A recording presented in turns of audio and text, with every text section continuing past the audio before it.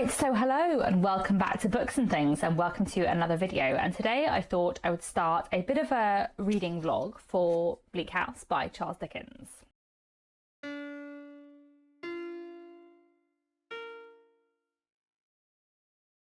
So I'm currently hosting a read-along of Bleak House. We're reading the book from the beginning of November to just before Christmas.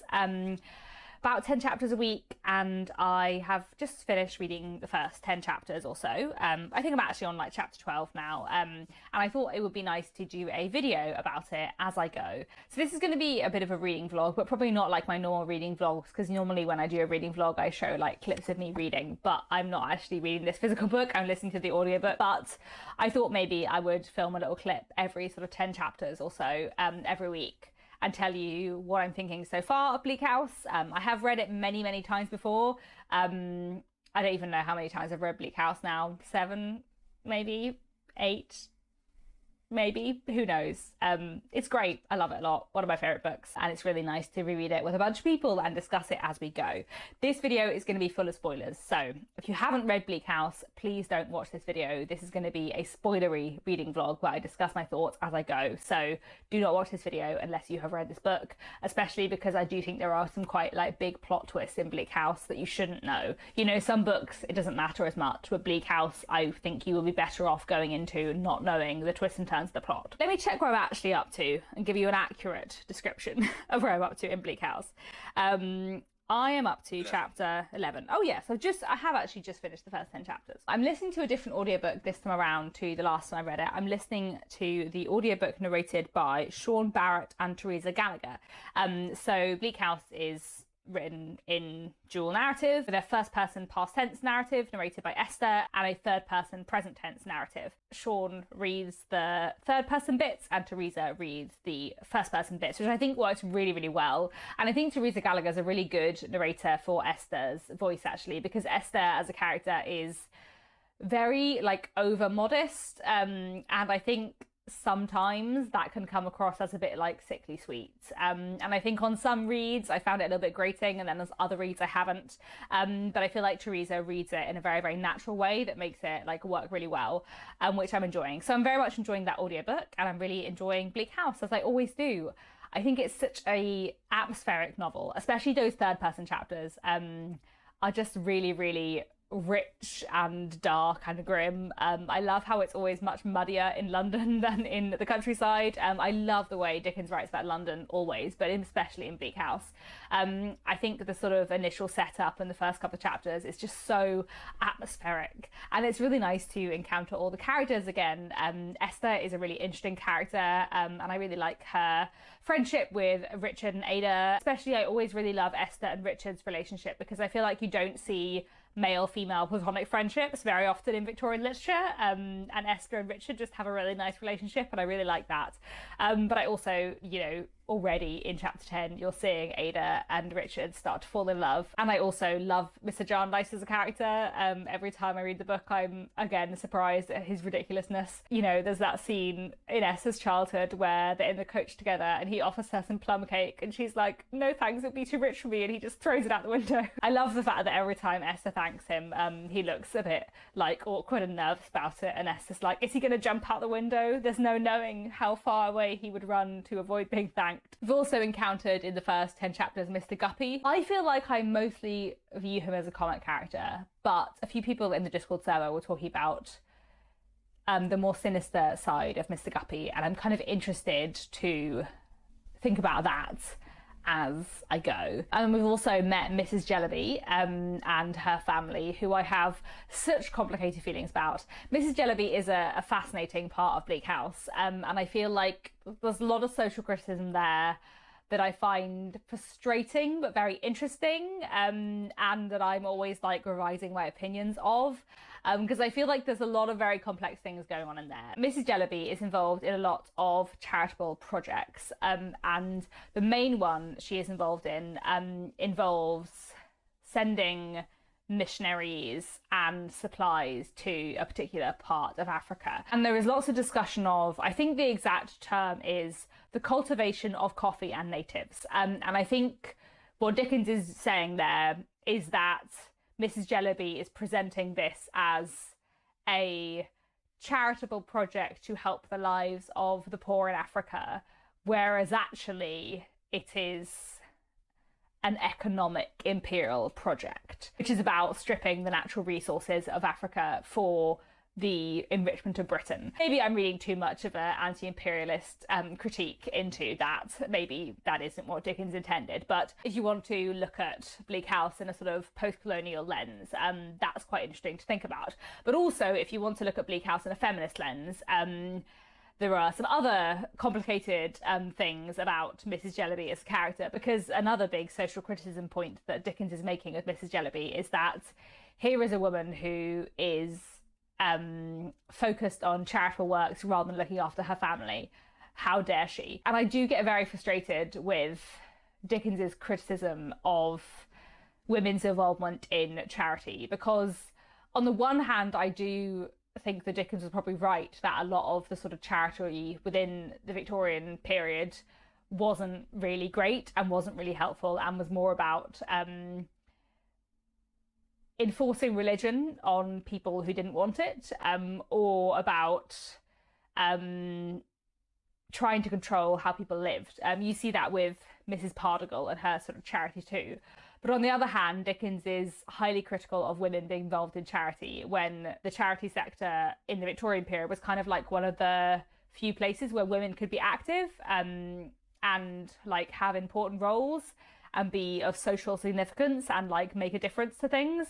Are Mrs. Jellyby and Mrs. Pardiggle being criticised because their charity is bad charity that isn't actually helping people? Or are they being criticised because they're women who have dared to step outside their sort of place in the home? You know, they're both very, very criticised for being women who are not looking after their children very well because they are working in charitable works.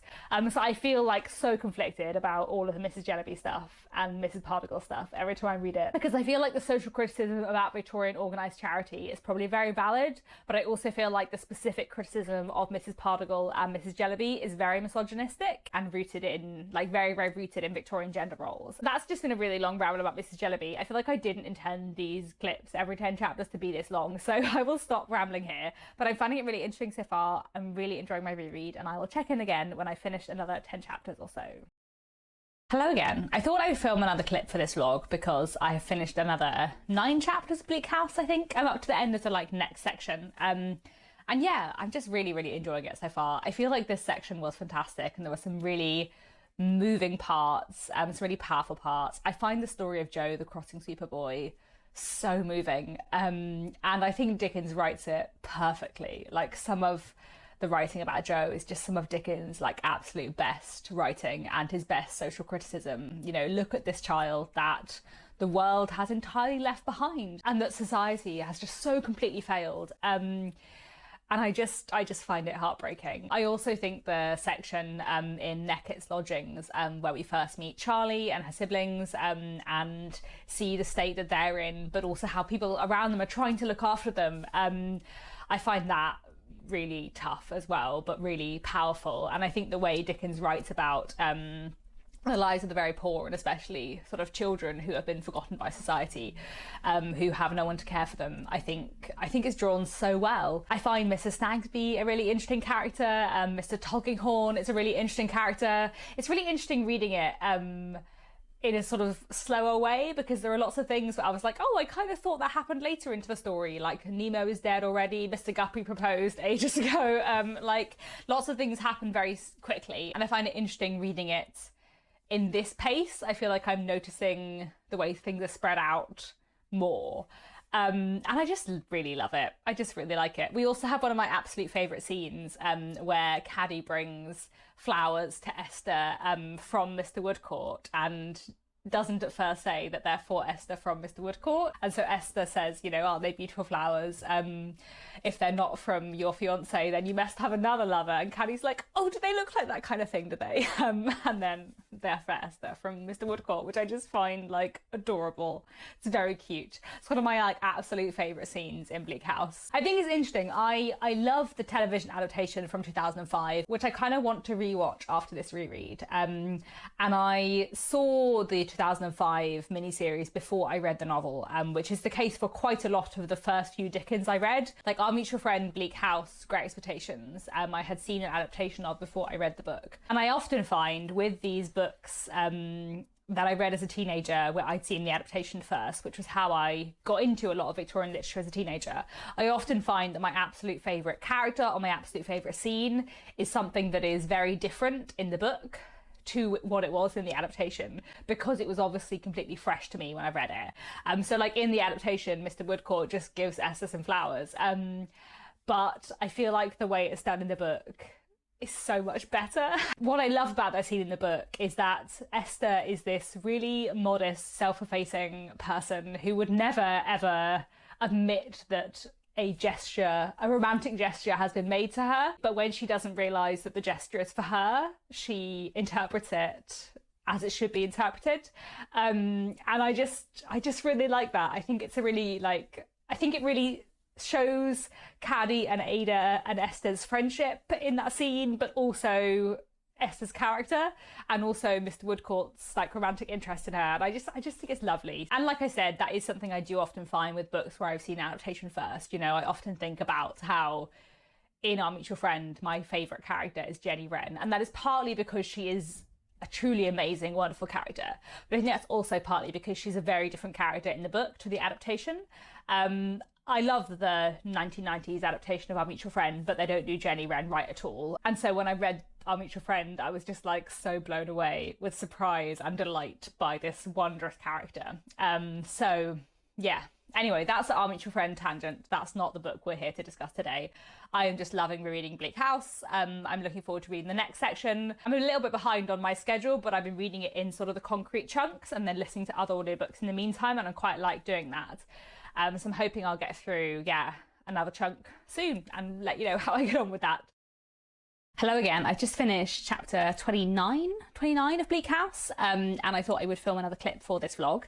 Oh, I love Bleak House so much. It's so good. There's just so many great characters and so many like fantastic elements, and there were so many great chapters in this section. We've got the whole sort of Guppy, Lady Deadlock plot like ramping up, and we just had a great scene between Sinister and Mrs. Rouncewell's son, the Ironmaster, which I just think is fantastic in sort of showing lots of interesting social criticism and sort of like historical change in the Victorian period, but also showing Sinister Deadlock's character so well. I feel like nothing quite sums up Sinister's character so much as him having quite an angry dispute with Mr. Rouncewell and then saying, but of course you must stay here tonight because it's dark. We couldn't possibly send you out into the night. Come and stay. I feel like that mix of like old-fashioned values and stubbornness and an inability to change with the times, but also a deep sort of sense of hospitality and kindness to others is really interesting in Sinister. And I think he's a fascinating character, so I liked that bit a lot. What else have we had? We've had the introduction of Mr. George in this section, I think. I don't think he'd been introduced before. I love Mr. George. I love Mr. George and Phil Squad. I very much read them both as queer-coded and a couple. I read a great book ages ago called Queer Dickens by Holly Fernu, where she talks about George and Phil, along with various other characters in Dickens and various other sort of family structures, and sort of Dickens's promotion of non-nuclear family structures, which is something I really enjoy. Anyway, that's a side note. George and Phil feel like a domestic unit, and I really enjoy that, and I just enjoy Mr. George so much as a character. We've also had Mr. Bucket introduced in this section, which I really enjoy. I think Mr. Bucket's a really interesting character, and I'm quite interested in like the history of the Victorian police force and how the Victorians perceive the police, because the police is still quite new in the Victorian period, and the idea of a police detective is very new at this point. And the fact that Mr. Bucket is like almost magical, like he just appears out of nowhere and is very sort of ghostly, and he tricks George into seeing Mr. Gridley by putting on a disguise, and just no one notices, even though Mr. George has met him before. And I think that sort of like awe with which the idea of a detective was treated in the Victorian period is something you really see in Mr. Bucket, and it's quite fun. And I also think he's a very interesting character in his own right. And Mr. Bucket's quite an interesting figure because there's lots of different ways to read him. And how exactly do you read him? On the one hand, we're sort of against him and suspicious of him because we know he's working with Mr. Tulkinghorn, and also because he's come to arrest Gridley, and we know that Gridley has been treated quite badly by the law. He has come there to arrest Mr. Gridley, knowing that Mr. Gridley is very, very ill, but also he tries to offer that comfort that he can. And I think he's just a really complex character. And even like the very fact that it's impossible to read Mr. Bucket is kind of like, that sort of ties into the sort of mystery around detectives, which I think is fascinating. Another character who's quite hard to read, we were having a chat about this on the Discord server, is Mr. Guppy. You know, is he a sort of lovelorn puppy, sort of bumbling character who is just trying to find out about Esther's birth so that she will pay attention to him? Or is he a more sort of sinister schemer? Like, I think there's very different ways of reading Mr. Guppy, and I probably incline towards the sort of like bumbling, puppyish kind of character for him. And I do think that is one way of interpreting him in the book, but I think I have probably been less inclined to think about other ways of interpreting him because I'm very familiar with the 2005 miniseries, which definitely interprets Guppy in the more sort of comic way. And the comedy is very much there in the book. He is very bumbling, but whether he has sinister intentions but just isn't very good at carrying them out is sort of another thing to think about. So I've been pondering that as well.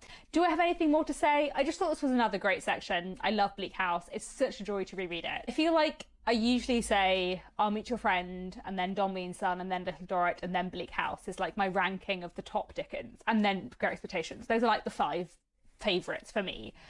But Bleak House is so good. Do I actually love it more than Little Dorrit? I don't know. I feel like I love the central plot of Little Dorrit and like the central, like the protagonist of Little Dorrit, maybe more than Bleak House. You know, I haven't really spoken about Esther Summerson, who I do like, but I feel like Bleak House, it's everything around the central elements that I just love. So I don't know, I'll have a think, but yes, it's great. Hello again. I thought I would come and update you with my progress on Bleak House.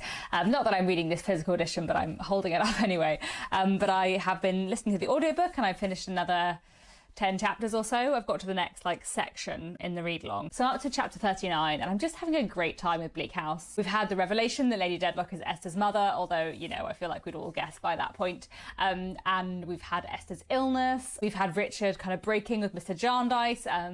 We've had mentions of Mr. Woodcourt's bravery abroad, and Esther sort of admitting that she was a bit in love with him. I feel like the Esther Mr. Woodcourt stuff in Bleak House is really well done because it's so light touch, because Esther as a first person narrator is really modest and not willing to talk about herself, and therefore the little romance suggestions are so beneath the surface and like afterthoughts, and it's just really nice. I think I really like that. We've had the spontaneous combustion, you know, that drama, lots more with Mr. Guppy, and yeah, we've had more stuff with Mr. George and Mr. Tulkinghorn. I love Mr. George. He's one of my favourite characters in Bleak House. I mean, I have so many favourite characters in Bleak House. It's just a great cast, but Mr. George is a wonderful character, and I feel like the tension between him and Mr. Tulkinghorn as very, very different kind of people is just really well done. So yeah, I'm looking forward to reading on with the next section. I feel like within the next section, one of my favourite plot points in all Dickens happens, so I'm looking forward to that. And I feel like we see a lot more of Mr. Bucket in the next section, which I'm looking forward to. But yeah, thoroughly enjoying Bleak House so far, and that is all for now. Hello again. I finished reading another 10 chapters or so of Bleak House, so I thought I would film another clip for this vlog. Lots of drama has happened in the previous 10 chapters. We've had Mr. Woodcourt's return, we've had Jo's death, we've had Mr. Tulkinghorn's murder, we've had Mr. George's arrest, just all the drama. I do think we were talking on the Discord a little while ago about how some of the like reveals in Bleak House are not a big surprise. You know, the fact that Lady Dedlock turns out to be Esther's mother, and that Captain Horden was her father, it's just not really a surprise. It's quite seeded. But I think some of the twists and the turns of the plot are a really massive surprise. You know, Esther's illness comes out of nowhere. Mr. Tulkinghorn's murder, such a dramatic plot point that you just don't see coming. And I think it's so fantastically done, because you spend so much of the book being like, oh, Mr. Tulkinghorn is gonna ruin, you know, Esther and Lady Dedlock's life. He's such a danger and a threat. And then the fact that he is murdered is just so dramatic. And it's a real sort of genius plot point, I think. And yeah, and then Mr. George is taken into custody, and yeah, I love Mr. George. And Mr. Bucket is such an interesting character as well.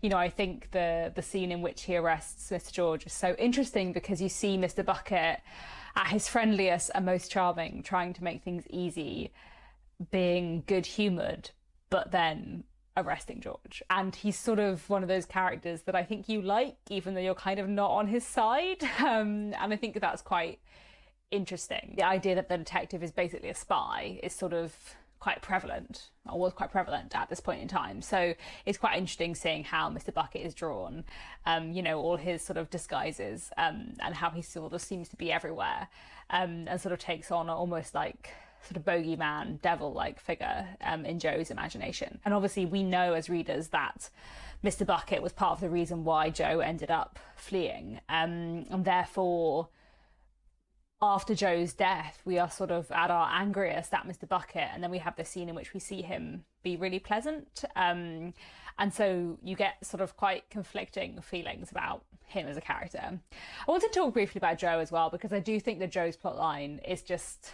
one of the best things in Bleak House. And I've been thinking about him a lot as a character on this reread. I feel like he is just, yeah, one of the best creations. And Charles Dickens uses him to make a massive sort of social criticism points, but also his story is just really moving. And I think Jo is a really interesting example of sort of Dickens's progression as an author, because I feel like the way Dickens sort of criticises the treatment of the poor in a book like Oliver Twist is through a child like Oliver, who is angelic and like actually has high connections but has been sort of ended up in the workhouse. And Jo is not that. Jo is ignorant and downtrodden and described as being, you know, as close to an animal as a human can be, because society has just completely failed him. I think sometimes the Victorians sort of romanticized poverty, or kind of only wanted to help people out of poverty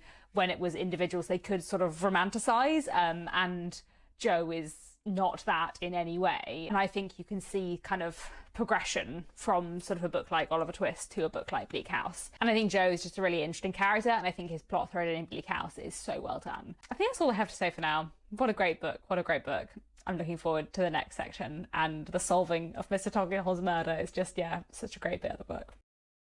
Hello again, I'm back and I have finished reading Bleak House. I think I intended to film one more clip, like in the last 20 chapters, like 10 chapters from the end, and then I just was enjoying listening to it so much that I just carried on and finished it. But I really, really love this reread of Bleak House. In general, I just love Bleak House. I think it's a wonderful, wonderful novel, but I have really enjoyed this reread. And it's been really fun reading alongside lots of people and having discussions about how to read certain characters and that kind of thing. And it's just been a really nice read over the last couple of months, because I like it a lot. I'm trying to think of what I haven't spoken about. I realised after I filmed the last clip that I just forgot to speak about Esther and Mr. Jarndyce's relationship at all. But that is an element of the book I find really interesting, because I feel like the first time I experienced the story of Bleak House, which was not through reading the book but through watching the 2005 miniseries, which I do really rate and I do think is really good. But I feel like when I watched the adaptation, I had a particular take on the relationship between Mr. Jarndyce and Esther, which when I read the book was different. And I do think with every read I kind of reevaluate that interpretation. But you know, I'm also older than when I first watched the miniseries and first read the book, and I know quite a lot more about the Victorian period and society in the Victorian period. And actually, like, the point at which Mr. Jarndyce asks Esther to marry him is the point at which it becomes clear to them all that when Ada is of age, she's probably going to leave to marry Richard. And when Ada leaves the household, there is no longer a way for Esther to stay there respectably. Like, she would need to leave that house. She couldn't continue to live with Mr. Jarndyce as an unmarried woman, him as an unmarried man, them being the only people in the house. So when he asks her to marry him, he is offering her a home and a position in society that she otherwise wouldn't have, and he is finding a way for her to be able to stay in this house, this home that she has longed for. And so I do think he is in love with her to some extent, and I do think she accepts out of gratitude. But I also think there is emphasis for both of them on the necessity of Esther having a home and how much that means to her. Like, I always find it interesting that whenever Esther talks about marrying Mr. Jarndyce, she always says, when I am the mistress of Bleak House, I said I would be the mistress of Bleak House. And I think on the one hand, that emphasis is sort of, you know, bound up with Esther's shyness and modesty. But I also think that emphasis is bound up with the fact that this would not exactly be a marriage of convenience, but it would be a marriage that would allow her to stay in this home that she loves. And then, of course, at the very end, Mr. Jarndyce releases her from the engagement because he has realised that she is in love with Mr. Woodcourt.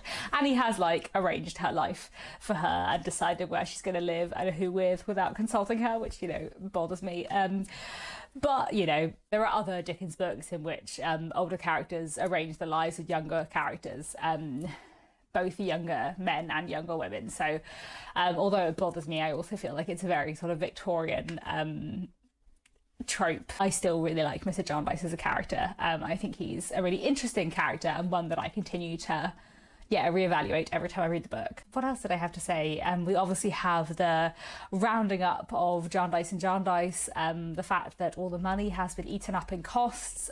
We obviously have Richard's death, which I think is very tragic. There are a lot of deaths in Bleak House. I'd kind of forgotten until someone mentioned it on the Discord server, how many death scenes there were. And I was like, oh yeah, there's just a lot of deaths in Bleak House. And Richard is just, heartbreaking. Skipping back a little bit, but we obviously have Lady Dedlock's flight, and I love the way that section is written.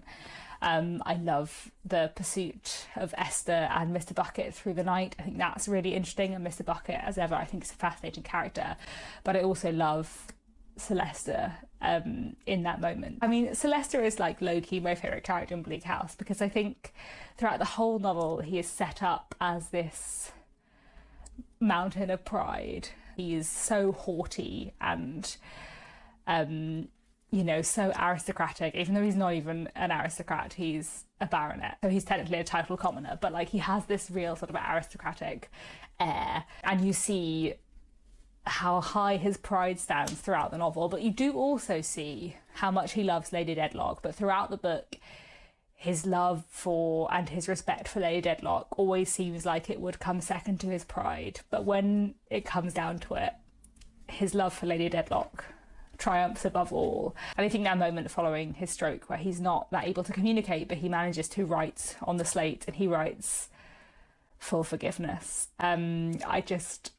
It breaks my heart every single time, especially because Lady Dedlock doesn't know. She runs away partly to spare him, but also I think because she doesn't know and understand the depths of his love for her. And I just find that like deeply tragic, and the very fact that sort of he knows he's unwell and he is really insistent to make sure everyone knows that his will remains the same, that if he dies everything should still go to Lady Dedlock, and obviously he does recover and she doesn't. I feel like Sinister Dedlock is just a marvellously drawn character. Is there anything else I want to say about Bleak House? I feel like this video has probably been quite scatty with lots of little piecemeal thoughts, but maybe that's still fun and interesting. In general, I just love Bleak House, and it's been a lovely reread. I feel like I have often said that my favourite Dickens are like I'll Meet Your Friend, then Dombey and Son, then Little Dorrit, then Bleak House. But on this reread, I do feel like Bleak House might be above Little Dorrit. I don't know, because I love the central heroine and hero of Little Dorrit more than I love Esther Summerson. But so many of the subplots in Bleak House are just absolutely superb. And I probably do think that Bleak House is the better novel. To be honest, I probably think Bleak House is a better novel than Dombey and Son, but I love Dombey and Son more than Bleak House for many, many reasons. But yeah. I feel like this could be a long tangent, so I will stop the video here. If you have taken part in the read along, I hope you've enjoyed reading Bleak House, and I'd be really interested to hear your thoughts down in the comments. So that's all for now. Thanks very much for watching, and I'll be back very soon with another bookish video.